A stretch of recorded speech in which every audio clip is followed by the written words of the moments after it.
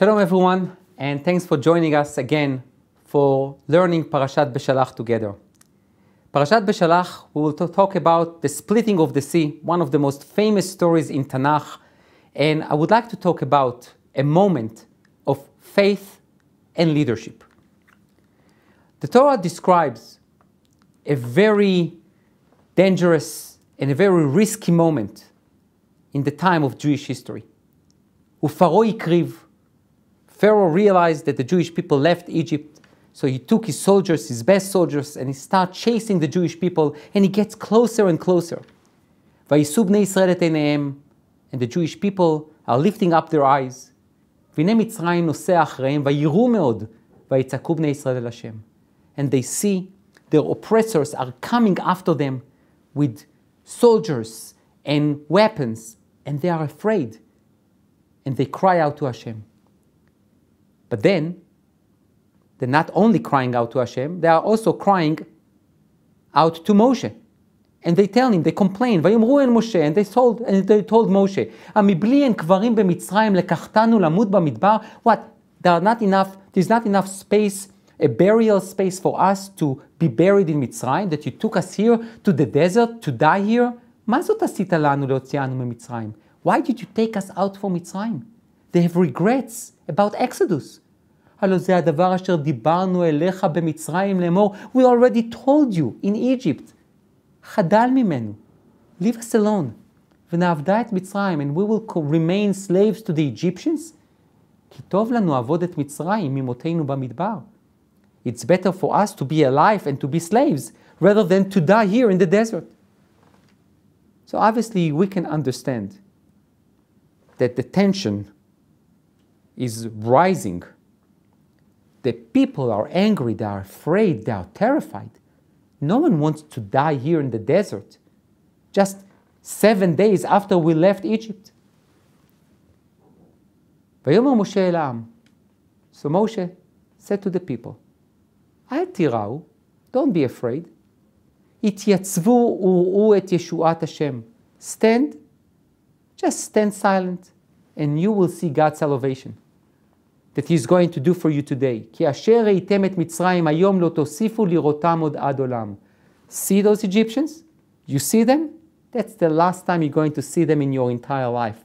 Okay, everything will be okay. Or as we say here in Israel, הכל יהיה בסדר. Everything will be fine. Hashem יילחם לכם, Hashem will fight for you, ואתם תחרישון. And you can just remain here, be quiet, everything will be fine. Now, that sounds like great. But then we have another pasuk, another verse, which says, ויאמר השם אל משה, מה תצעק אליי? דבר אל בני ישראל וייסעו. Hashem says to Moshe, don't cry out to me. Talk to the people and tell them, move. Move into the sea. ואתה, and you, Moshe, הרם את מתך, I will translate it now, lift up your staff, ונטה ידך על הים, put your hand on the sea, ובקעהו, and split it. ויבואו בני ישראל בתוך הים ביבשה. And the Jewish people can go through this path in the water, but it will be ground for them. Now, this entire narrative requires some explanations. I can fully understand the Jewish people. They are slaves. They were in Egypt for so many years. And now they were taken out from Egypt. In front of them there is a sea. At the back of them there are those Egyptians, the soldiers are coming after them. They don't want to die. For them, best option is turn, go back to Egypt, be slaves, but be alive. I can fully understand it. What I don't understand, and what is really crying out from the narrative, is Moshe's reaction. First he is trying to play cool and say, oh, don't worry, everything will be fine. God will take care of you, just be quiet, everything will be great. But then he cries out to God.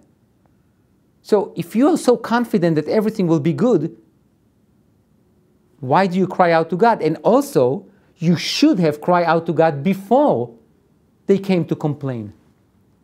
And then also God's reaction. God says to Moshe, why are you crying out to me? Just tell the Jewish people they should go. They should move in. And I will make a little bit of a miracle, but they need to move in. Now, the problem is that they need to move in to where? To the middle of the sea. And God says, when they will do it, you will lift up your staff, you will lift up your hand, and then I will create some kind of a miracle. But do you expect me to go into the sea right now when the sea is very stormy now and it's not yet split? What exactly is going on here? So we will see that many of the commentators asked many similar questions to the question that we ask now. And let's see a little bit of an insight to a moment of faith and leadership.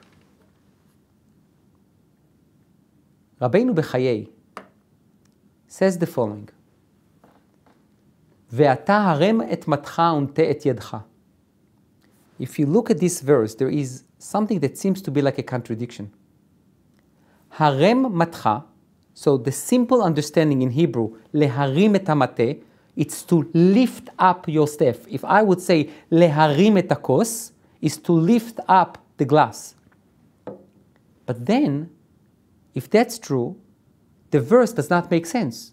Because Hashem says to Moshe, lift up your staff, and then with your hand, you should basically put your hand on the sea. But I don't understand. So why to lift up the staff?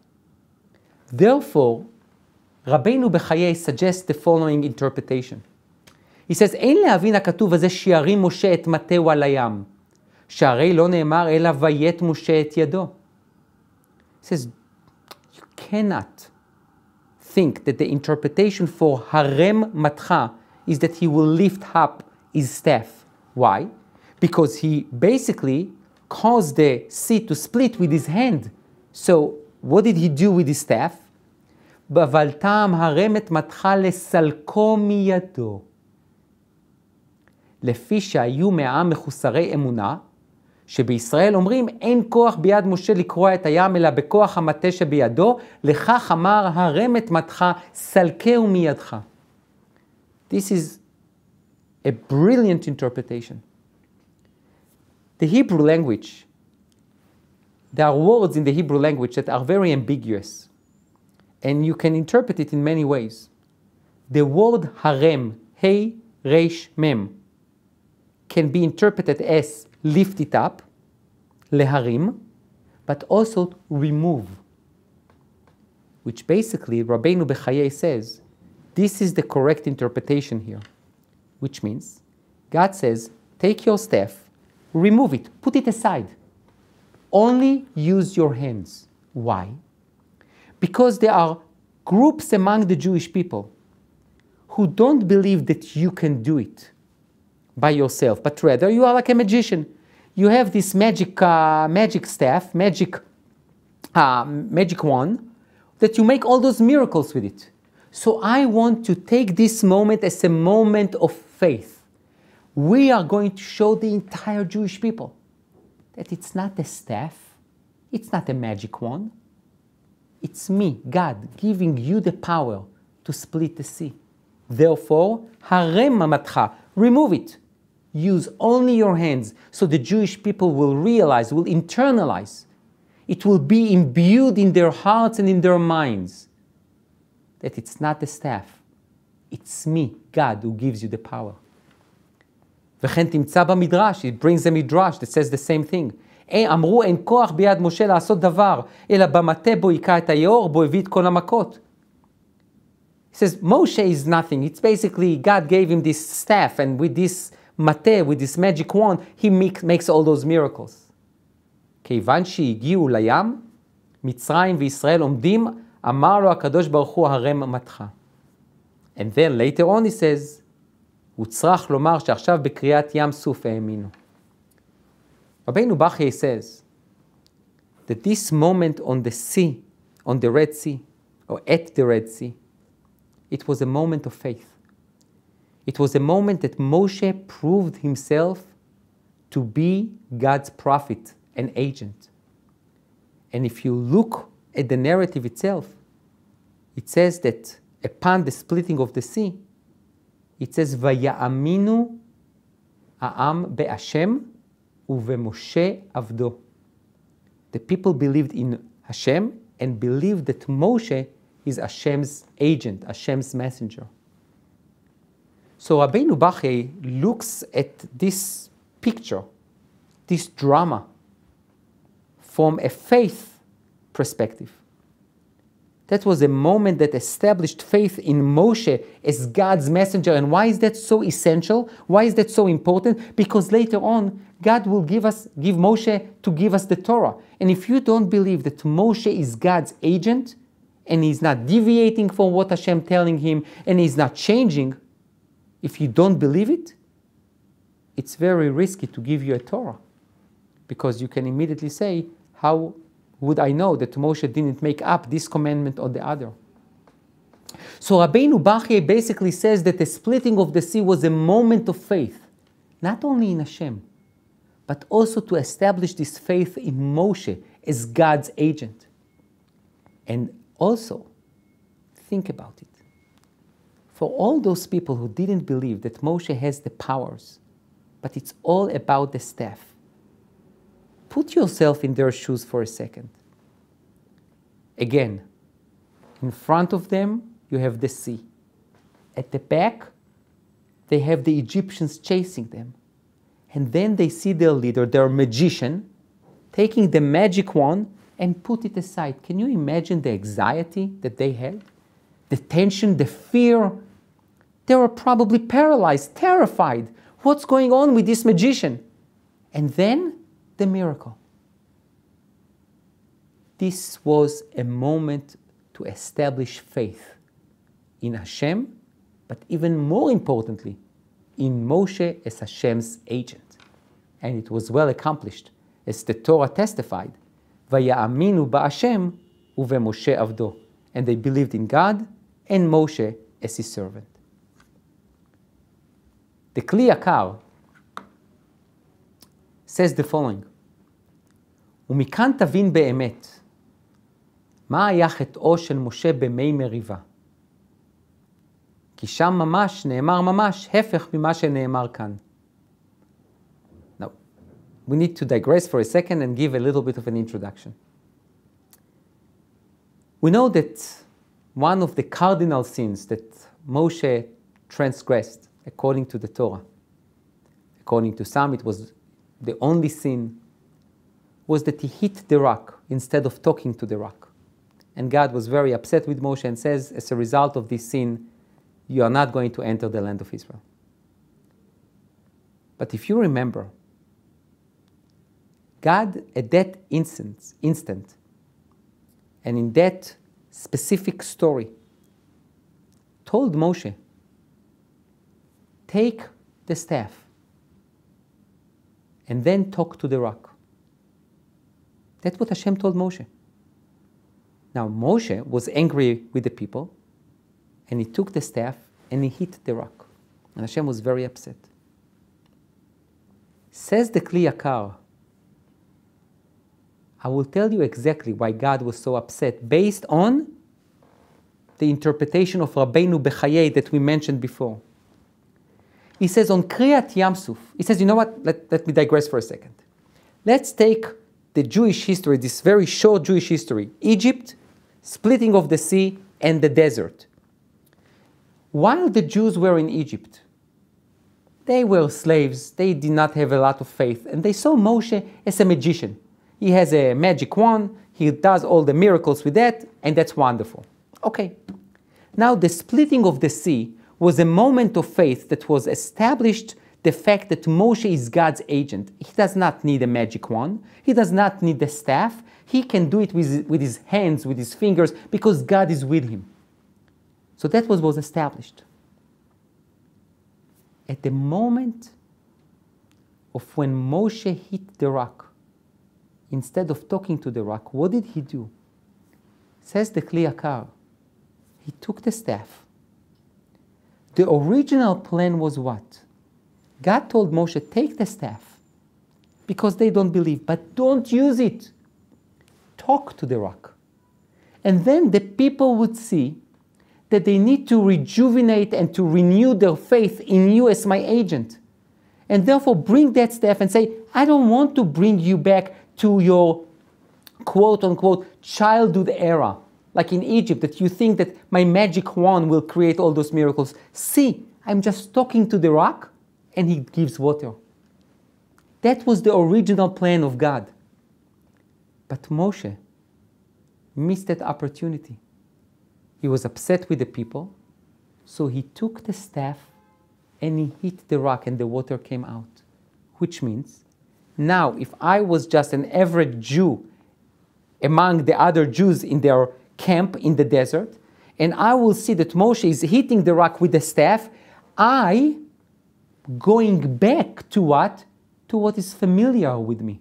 This is very 101 psychology. I go back to my understanding that the only way that Moshe can create miracles is with what? With his staff. And that's why Moshe was punished so severely. He basically, in a way, by hitting the rock with the staff, he took the Jewish people backwards in their emunah, in their faith and beliefs. And that was a sin that God could not really forgive Moshe. This is a tough one. This is a tough interpretation. But it makes a lot of sense. We all understand that in Egypt, Moshe had to use the staff, the magic wand. Because people really, they are slaves, that they can't really be, we cannot expect them to have so much faith. But now, when they are free and they are facing Yam Suf, yes, I'm expecting you to believe in me, says God, and to believe that Moshe is my appointee. But he's not a magician. And he's going to give you the Torah, he's going to get you into the land of Israel. But when Moshe hit the rock using the same staff, everything we built for was demolished. And now we need to renew and to re-educate the people that it's not the staff, it's God and his messenger. And because Moshe could not be any longer God's agent because he deviated, then Hashem says to him, you will not be able to go into the land of Israel. Someone else should replace you, and it's Yehoshua. It's very sad and painful to know why Moshe couldn't go into the land of Israel, but it makes so much sense when you look at the moment of Yam Suf, the moment of the Sea of Reed, as a moment of establishing new faith in God and in Moshe. Rabbi Shimshon Raphael Hirsch relates to a different part of the narrative that we discussed before. So until now, we spoke about a moment of faith. Now what about leadership? Where is a moment of leadership at the Sea of Reeds? So Rabbi Shimshon Raphael Hirsch is the first one to comment on it, and he says the following: מה תצעק אליי? דבר אל בני ישראל וייסעו. Hashem says to Moshe, what do you cry out to me? Just tell the Jewish people, journey, move, start traveling into the sea. Now, this is difficult. The Jewish people just yelled and screamed on Moshe. What did you do? Why did you take us out from Mitzrayim? Why did you take us out from Egypt? So now I need to tell them, oh, don't worry, just go into the sea. Everything will be fine. Says Rabbi Shimshon Raphael Hirsch, כלומר, באמת הישועה תלויה עדיין בעם. He says the salvation depends on the people. הצעד הראשון שיעשה על ידי העם, the first step of their redemption and their salvation should be done by them. They should make the first step. They should take the first step. If in Mitzrayim, in Egypt, I was the one to initiate everything, now they need to initiate their own salvation. They need to initiate their own redemption. ועדיין עליו להיות ראוי לישועה על ידי ההוכחה המעשית שבליבו ביטחון בהשם, המביא לידי אומץ לב וזריזות מעשים ללא פחד. He says, by them going into the sea, showing courage, it's not only courage, it's also showing faith. Showing faith that if God says, go in, we go. The miracles are not going to happen until you will take the first step. Look at the divine expectation from this nation that just got out from Egypt 7 days ago. Look how much God believes in us. He believes that a slave that was there in Egypt for 210 years can have a transformative change, go into the sea with courage, believing that God is going to save him. תחילה, at the beginning, ייסעו הם, they should travel. וירדו לים, and they should go down into the sea, בלא היסוסים וחששות, without any hesitations, without any fears, without any doubts. ורק אז, and only then, יסלול השם את נתיב הישועה. And only then, God will pave for them the path for redemption. This is a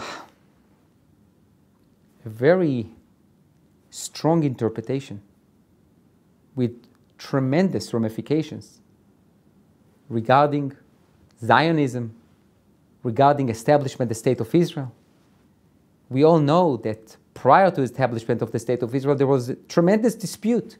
Should the Jewish people should initiate their own redemption, their own establishment of a country, or we should wait for others to do it for us, wait for Mashiach? The Rashar here regarding Yam Suf says, the miracles are not going to happen if you're not going to take the initiative. Redemption will not start if you are not going to take the first step. Hashem says to Moshe, Ma titzak elai. Stop praying to me. This is not time to pray. This is a time for action. We can always pray, but it's time to do something. And who should do it? The people. Hashem does not tell Moshe, you go in first. Daber el bnei Yisrael ve'isau. Talk to the people. They should go in. The Ramban says the following, ואולי יאמר מה תניחם לצעוק דבר אליהם וייסעו, כי כבר אמרתי לך ויכבדה בפרעה. So first interpretation is Hashem says to Moshe, in a little bit of an upset language, he says to him, why did you let the Jewish people to scream and to complain? Tell them that they need to move into the sea. Why? Because I already told you that I will take my revenge from Pharaoh and his soldiers later on. So you, the Ramban in a way accuses Moshe in a lack of faith. Why don't you believe in what I told you already before, that things will be okay? Even though Hashem did not specify how exactly things are going on, how things are going to play out. Hashem just told Moshe, "V'ikavda beFaro v'chol chilo." I will make it very difficult for them, but he didn't tell Moshe the specification of the miracle. But still, God expected Moshe to have enough confidence and faith to tell the people, let's go in. That's the Ramban's interpretation. But then he quotes our sages. And he says, ורבותינו אמרו, שהיה משה צועק ומתפלל. That Moshe cried out to Hashem and start davening, start reciting prayers. והוא הנכון, כי לא ידע מה יעשה. And he says, and that's true. Why? Because Moshe did not know what to do. Don't forget something. It's not only that the Jewish people are new to this entire concept of taking steps, being courageous. Moshe is also new on the job. It's only 7 days after Exodus. It's the 7th day. He is also a new leader. Most of everything he did until now was a specific command. Go to Pharaoh here, go to Pharaoh there, warn Pharaoh, tell the Jewish people. Everything was pretty clear. And now, there is some kind of a vague promise that Hashem says to Moshe, things will be okay. And how things are going to be okay when there is a stormy sea right here and the Egyptians are basically breathing in my neck and the Jews are complaining? How exactly everything will be fine? What should I do as a leader? So the Ramban, based on this midrash, basically focuses and emphasize not only the lack of faith or the lack of ability among the Jewish people, but the leader himself, Moshe Rabbeinu, lo haya yodea ech hitnaeg. He doesn't know what to do. So what does he do? He obviously takes the siddur, takes the Tehillim, and starts praying. That he knows how to do. And Hashem says to him, Ma titzak elai. It's not a time for prayer now. Leave the siddur. היית צריך לשאול מה תעשה, אין לך צורך לצעוק. כי כבר הודעתיך והיא כבדה בפרעה. The Ramban here says something incredible. Hashem says to Moshe, I already told you. Yeah, I agree. I didn't specify. I left it a bit vague. Because it's also a test for your leadership. I, Hashem, told you I will take care of the Egyptians. It's true. I didn't tell you how. I didn't tell you when. And now you are facing a tremendous junction. And you're facing a tremendous decision that you need to make right now. Going to the sea, fighting the Egyptians, going back to Egypt, begging for your life. You need to make a decision. And you know when you need to make a decision as a leader? When you meet uncertainties. When things are clear and everything is secured and guaranteed, you don't need to be a leader to make a decision.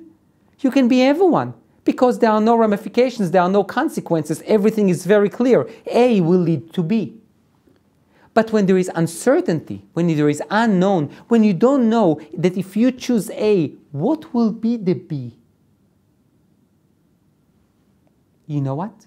Maybe there will be no B. Then you show your leadership. Hashem says to Moshe, he's basically rebuking Moshe. He's chastising Moshe. This is not leadership. Leadership is being demanded of you at the time of uncertainty. I understand it's tough. That's why you are a leader. A leader needs to make decisions. You don't need to cry out to me and to pray for me. This is not a time for prayer. This is a time for decisions, leadership decisions. That you understand that there is this vague promise. Have faith that things will be okay. What's the way to choose in order to bring about the miracle? You choose. Because don't forget, there was another option. Turn, fight the Egyptians. Kill them, and then go on a different route. Or go into the sea. In both of them, God could create miracles. God says to Moshe, Ma titzak elai. What are you doing? That shows lack of leadership. Daber el bnei Israel. Talk to the people of Israel, to the children of Israel. Ve'isau. They should go ahead with their journey. Don't stop here. Make a leadership decision. So that's a moment not only of faith, but also of leadership. Rabbi Ovadia Sforno suggested, he is from a different century, 16th century in Italy. He gives a different interpretation to the verse, Ma titzak elai, when Hashem says to Moshe, why do you cry out to me? He says, Ki omnam, hu haya bichlal vayitz'aku bnei Yisrael el Hashem. So first and foremost, the Sforno answer a different question that we had, is that we know that the Jewish people cry out to Hashem. They came to complain. Moshe says to them, don't worry. And then Moshe goes back to cry out to God. God says to him, don't cry out to me, go. Says the Sforno, Moshe cried out to Hashem already at the beginning, with all the people. אמנם, צעקת משה לא הייתה מיראת פרעה וחילו, כי כבר הגיד לישראל את מפלת המצרים ומיתתם, כי אומרו לא תוסיפו לראותם עוד עד עולם, אבל הייתה צעקתו על שרי ישראל שהעיזו פניהם באומרם המבלי אין קברים, וחשב שבשביל זה לא ישמעו לו להיכנס בים. לפיכך אמר לו, מה תצעק אליי בזה, כי אמנם אתה חושד בקשרים, דבר אל בני ישראל וייסעו ולא יאמרו את פיך. This is a wonderful angle on this drama that is taking place now at the Sea of Reeds. Basically, Moshe is praying with the people, but he is sure that everything will be fine, according to Sfono. However, when Moshe listens to the people and to their complaints, and some of them are leaders of the Jewish people, basically complaining to Moshe, why did you take us out from Mitzrayim, from Egypt? What, we don't want to die here. What are you doing? Let's go back to Mitzrayim. Let's beg for our lives. Moshe was concerned that if he would tell the Jewish people to go into the sea, they would not listen to him. Why? Because that group of people created fear, and people will be afraid to listen to Moshe and to risk their lives. So he went back to God and he says, God, please.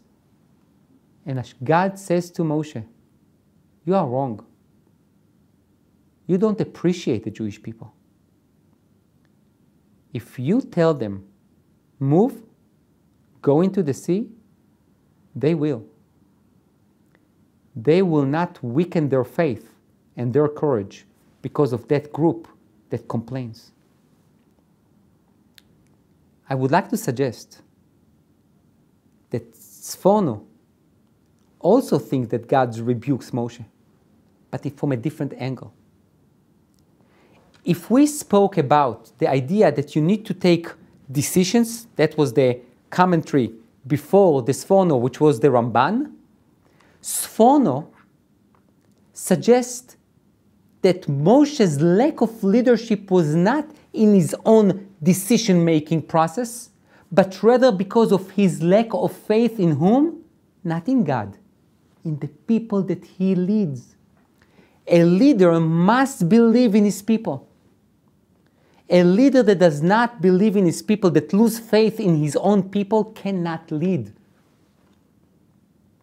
If you think that your people are influenced because of this group or the other, you are wrong. They are ready. You just need to show them that you are courageous. You need to show them that you are not afraid either. You need to show them that you can ignore those groups who complain and have no faith. You believe in the people. They can do it. And by the way, he's correct.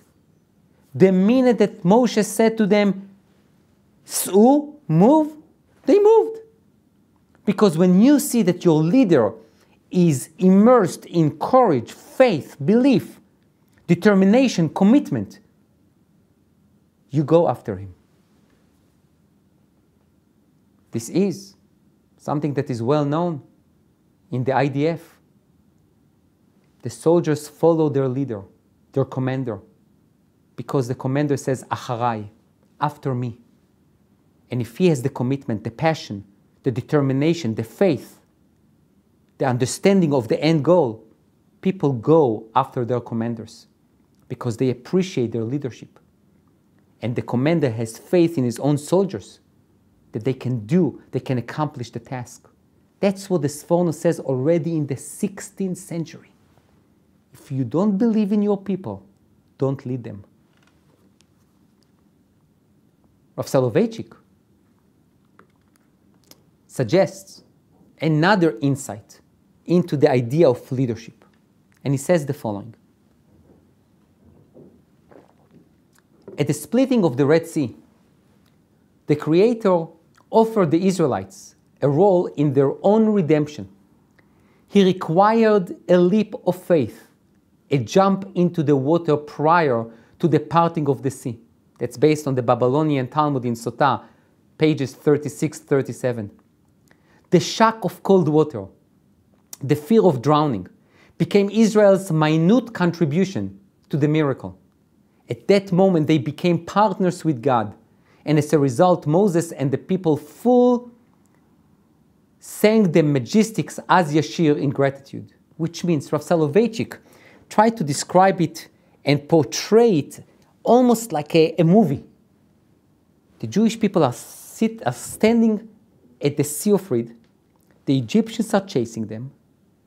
And the Creator, God Himself, says to the Jewish people through Moshe, I want you to contribute to the redemption, to your own redemption. Jump. Jump into the water. You can imagine. The sea is not split yet.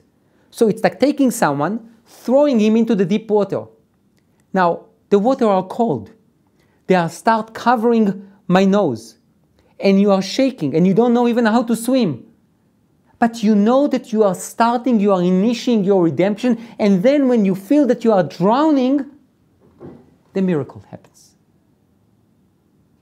But you need to take the first step. You need to take the risk. You need to show leadership and faith. They come together. You need to take the first step. God is not going to do it only for you. You need to partner with God in order to accomplish redemption. The Meshech Chochmah has yet another insight to this entire drama. And he says the following. מה תצעק אליי? דבר אל בני ישראל וייסעו. Hashem says to Moshe, why are you crying out to me? Tell the Jewish people, tell Bnei Israel, move, journey. He brings the Midrash Halacha, the Mechilta of Rabbi Ishmael. It's a Tanaic Midrash that says like that. Amar HaKadosh Baruch Hu leMoshe. Hashem says to Moshe, Moshe, אין להם לישראל אלא ליסע. The Jewish people need to do one thing. They need to journey. They need to journey. They need to move. They need to walk. They need to travel into the sea. נראה דמפרש. דכל בני ישראל הלכו אחר משה כצאן בבקעה אחר הרועה. He says that until now, everyone followed Moshe. Moshe took them out from Egypt, so you can imagine, Moshe is going, he's in the front, and all the Jewish people are after him. אמנם בים, ציווה הקדוש ברוך הוא למשה שייסע אחרי העם. The commandment was what? Moshe, you stand here, let the people go into the sea without you in the front. Can you imagine? Can you imagine the looks that Moshe got when he stands there and he tells the people, yeah, go into the sea. והמה באמונתם בו ילכו בתוך הים, ובזכות הנסיעה שיבואו תוך המים בים, ייבקע להם הים. The Meshech Chochmah brings this midrash, and it's an amazing thing. This moment of faith and leadership is to show the people, to empower the people. A leader is great, but you sometimes don't need a leader. You, the people yourself, you can bring up the miracle. Your leader will stay at the back. You, the people, go in, and because of that, because you followed your leader, not follow, but you followed the order of your leader, and you show this courage going into the sea, the miracle will happen because of you. This is an incredible empowerment. And then he says, לכן כתוב, ויסע מלאך האלוקים ההולך לפני מחנה ישראל, וילך מאחריהם. The verse says that the angel of God, who always used to go in the front, went to the back. Who is this angel of God? Says the Meshech Chochmah, זה משה. שנאמר כאן מלאך האלוקים, ונאמר בחגי מלאך השם. Basically, he says that the angel of God was not an angel, it was Moshe Rabbeinu. So basically, Moshe Rabbeinu was asked, move from the front as a leader, go to the back, and this is your leadership. A true leader believes in his people, and he says to them, you can do it even without me. I believe in you. You don't need me to micromanage you. I have faith in you. לכן בזכות שהלכו לים ומשה אחריהם נבקע הים. And then he says, the very famous midrash, that Nachshon ben Aminadav was the first one to jump, to show we can do it. We can do it even without Moshe. I think that this interpretation is incredible. Leaders are very important. They lead. And obviously we have tremendous expectations from them to make decisions sometimes when there is uncertainty, to take responsibilities, to understand the consequences, to understand the responsibilities. But sometimes because we think about the leader, and we forget that we are also leaders. We, the people. I know it sounds almost like the US Declaration of Independence. We, the people, but it's so true. We, the people, we have the power.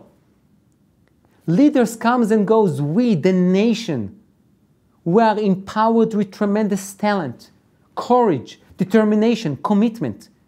We can go into the sea and a miracle will take place. Just imagine. It's even more than Rabbeinu Bachyei, that Moshe just removed the stick, the staff. Here Moshe basically goes to the back of the camp and says to us, go. And we go.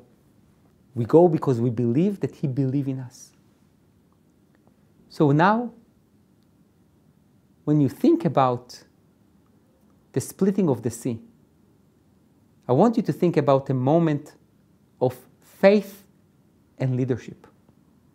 They come together. We need to have leaders that can lead, that can make tough decisions in front of the unknown and the uncertainties, and to make sure that they lead us to the promised land. But we also need to know that we have the power. We, the people, can journey into the sea, can almost drown, but the miracle will take place. Have faith in God, in leaders, but also in yourself, that we can do it. So, after the Jews realized it, we sing the most famous song, Az Yashir Moshe Uvnei Yisrael. Then Moshe and the Jewish people sang it together, because both of them showed a moment of faith and a moment of leadership.